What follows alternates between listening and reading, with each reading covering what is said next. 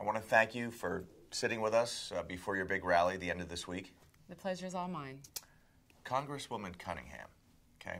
Since leaving the Air Force, you have represented South Dallas, okay, one of the toughest districts in the whole state of Texas, okay? But now after just 2 terms in the House of Representatives, there are talks that you're actually considering the nomination for President of the United States. Is this true? I haven't officially announced or decided anything yet, but I'm strongly considering it.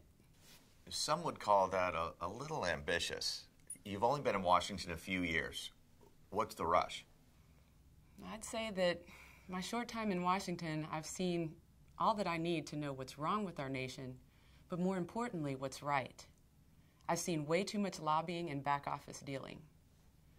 The tragedy of it all is that it's being paid for on the backs of the American people, their children, and their children's children.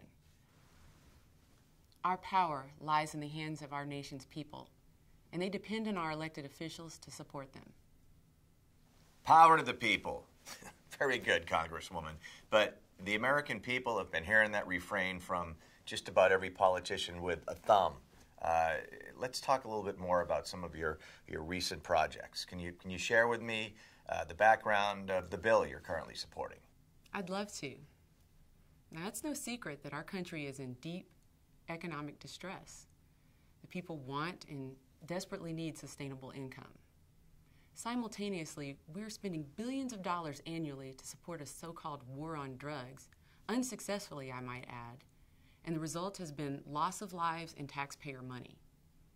As our society progresses, we need to begin to think differently about how we resolve our nation's problems.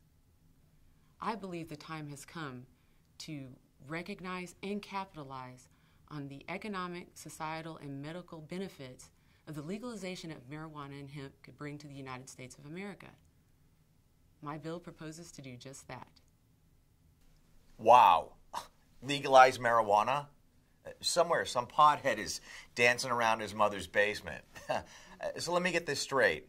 What you're saying is that by legalizing weed, we can solve America's problems?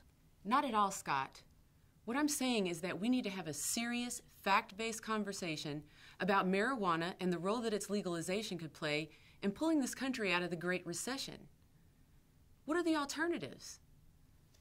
Nobody wants to cut spending or raise taxes. And last year, 17 million Americans smoked a federally illegal plant. Do you know where that money went? It went to fund murder and violence in Mexico. You're referring to the warring drug cartels. That's exactly what I'm referring to. I'm glad you're aware. Most Americans aren't. The cartel wars violently claim thousands of lives in Mexico every year. And indirectly, Americans equip them with weapons and fund their plight.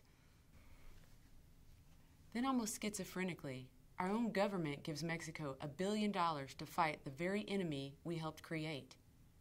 Now that violence is spilling over border lines. We must wake up to the fact that we are losing the war on drugs. Violence only begets more violence. So I'd like to appeal to the nation. Let's put down our guns and pick up our phones. Call your local representatives and get this bill passed. Let's hit the enemy knocking down our back door where it hurts, their pockets.